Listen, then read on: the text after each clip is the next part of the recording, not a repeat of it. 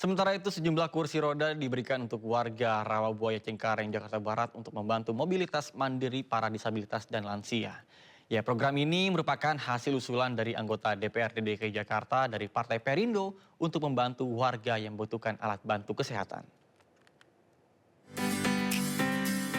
Partai Perindo turun tangan untuk membantu masyarakat, khususnya kaum difabel dan lansia, agar tetap dapat beraktivitas secara mandiri. Anggota DPRD DKI Jakarta dari Partai Perindo, Dina Masyushin, bekerjasama dengan Dinas Sosial Jakarta Barat memberikan bantuan kursi roda dan memastikan penyaluran bantuan tepat sasaran di wilayah Rawabuaya, Cengkareng, Jakarta Barat. Pemberian bantuan tersebut menjadi bukti sinergi antara legislatif dan eksekutif dalam membantu masyarakat yang membutuhkan.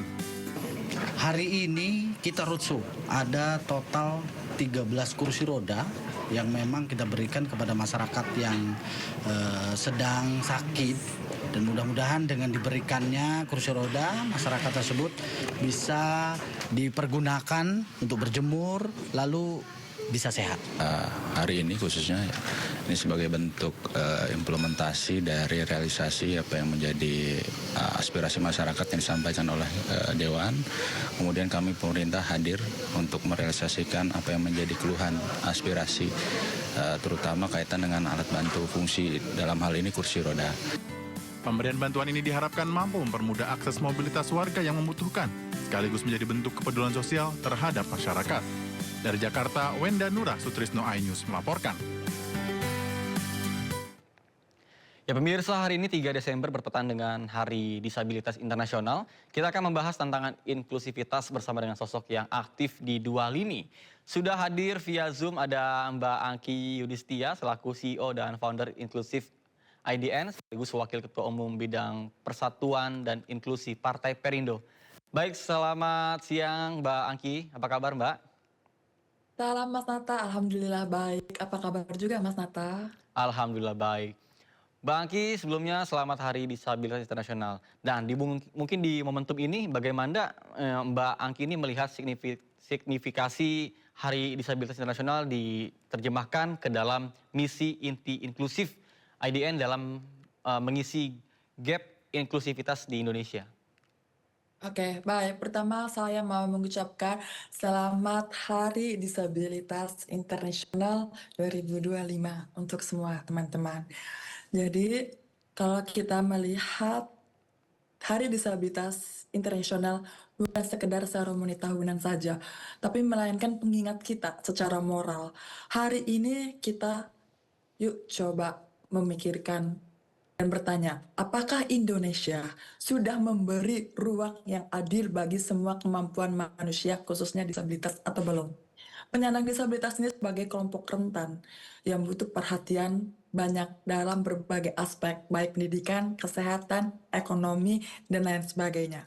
Di Inklusif IDN ini saya menerjemahkan momentum ini menjadi misi untuk agar penyandang disabilitas itu mandiri secara ekonomi. Karena susah banget kesempatan bekerja untuk penyandang disabilitas. Maka dari itu, di saat pekerjaan formal susah, kami menciptakan lapangan pekerja informal untuk perempuan dan penyandang disabilitas agar mandiri secara ekonomi. Demikian Mas Nata.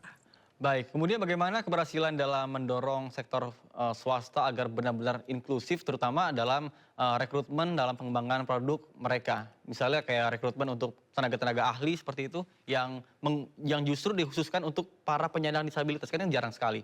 Mungkin bagaimana cara mendoktrin perusahaan tersebut?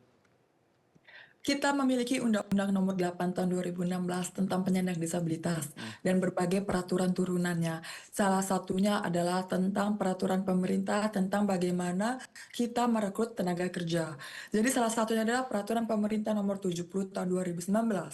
Ini tentang pemberdayaan ekonomi, bahwa setiap perusahaan wajib merekrut 2% penyandang disabilitas untuk BUMN dan negeri, serta 1% untuk swasta.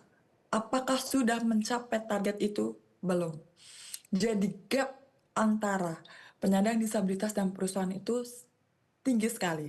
Dan yang paling utama, gap antara pendidikan dan kesempatan bekerja itu juga sangat jauh. Maka kita bisa melihat bahwa kesempatan bekerja untuk penyandang disabilitas itu sangat sedikit sekali. Maka kita harus membuat ekosistem bagaimana perusahaan-perusahaan ini siap menerima penyandang disabilitas apapun ragamnya. Contoh, sensorik tidak bisa melihat, tidak bisa mendengar, motorik pakai kursi roda, pakai kruk, intelektual, mental atau ganda itu tergantung dari ragam penyandang disabilitas yang sesuai dengan pekerjaan yang cocok. Itu. Baik. Kemudian kira-kira apakah seharusnya nantinya seharusnya dibuat peraturan dari pemerintah mungkin terkait dengan jika ada perusahaan yang tidak menaati sekitar tadi 2% dari seluruh anggota karyawan itu yang melanggar akan dikenakan sanksi seperti itu? Kita harus terus konsisten. Artinya ini bukan tanggung jawab satu dua orang atau satu dua lembaga, tapi seluruh lembaga. Artinya pemerintah ini tidak hanya Kementerian Tenaga Kerja saja, tapi juga Kementerian Pendidikan, lalu juga ada Kementerian Koperasi, UMKM juga. Itu artinya ini semua ekosistem itu harus membuka kesempatan ekonomi ini. Jadi jangan sampai kebijakan ini hanya di atas kertas saja, tapi harus diimplementasikan.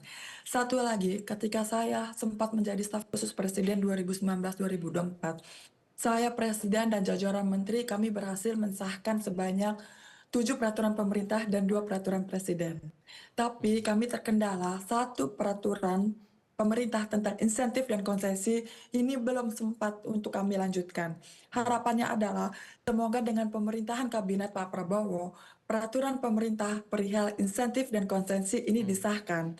Karena apa? Karena peraturan ini untuk semua pihak yang untuk saling berkontribusi merangkul penyandang disabilitas ini bergerak. Artinya insentif untuk penyandang disabilitas itu dapat, konsensi untuk perusahaan itu juga ada. Ini win-win solution supaya orkestrasi agregator untuk ekonomi di Indonesia ini bergerak. Jadi Indonesia ini membentuk ruang yang inklusif untuk Oke. penyandang disabilitas. Baik, kemudian kita bicara soal tantangan di era digital dan juga peranan teknologi. Ini kira-kira menurut Bang Angki ini yang cocok mana untuk para disabilitas untuk melakukan pekerjaan melalui platform ya contohnya media sosial ataupun platform digital saat ini?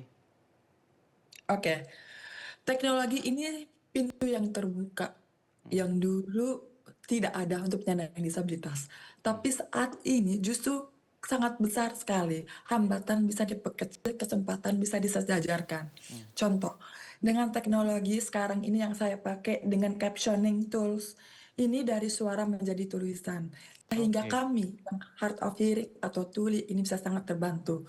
Selain juga dengan juru bahasa isyarat karena kita bicara tentang teknologi.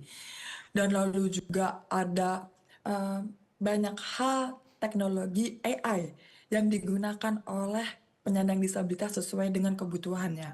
Yang kita tahu bahwa teknologi dan kita juga menggunakan sosial media. Teman-teman penyandang disabilitas itu bisa kerja dari mana aja sebagai UMKM.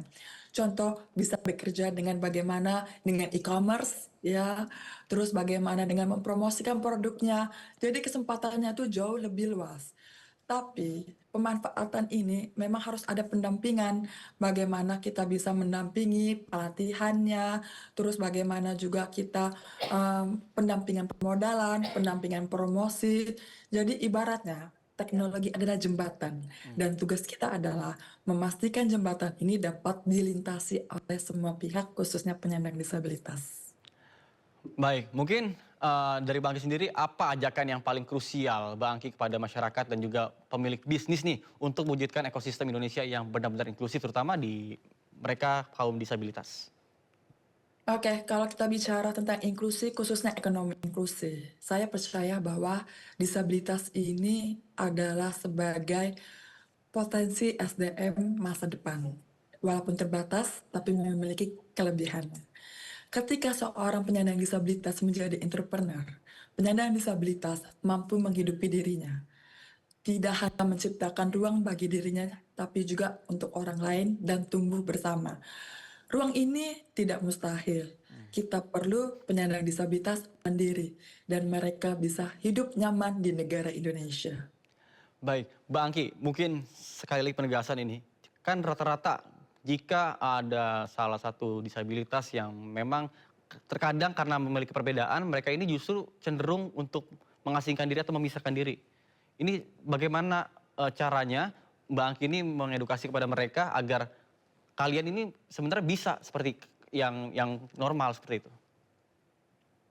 Kita harus ketahui bahwa jumlah penyandang disabilitas di Indonesia itu 22,9 juta jiwa, artinya 8,5%. Bagaimana supaya penyandang disabilitas ini tetap bisa percaya akan dirinya sendiri? Kita memerlukan sosok-sosok yang lebih banyak untuk hadir di tengah masyarakat kita. Kita bisa melihat secara langsung bahwa talenta-talenta penyandang disabilitas ini banyak. Dan semakin banyak itulah yang membuat penyandang disabilitas itu merasa percaya diri bahwa mereka tidak sendirian. Dan teman-teman non-disabilitas pun juga bisa melihat bahwa banyak ya penyandang disabilitas yang berkarya dan berdaya. Maka dari itu kita memerlukan kerjasama, sinergi, kolaborasi semua pihak untuk mewujudkan lingkungan yang inklusif. Baik, yang terakhir Mbak mungkin harapannya di Hari Disabilitas Internasional tahun ini? Harapannya adalah semoga Indonesia ini jauh lebih ramah terhadap penyandang disabilitas. Kita masih membutuhkan pemimpin-pemimpin yang merangkul keberagaman sebagai kekuatan.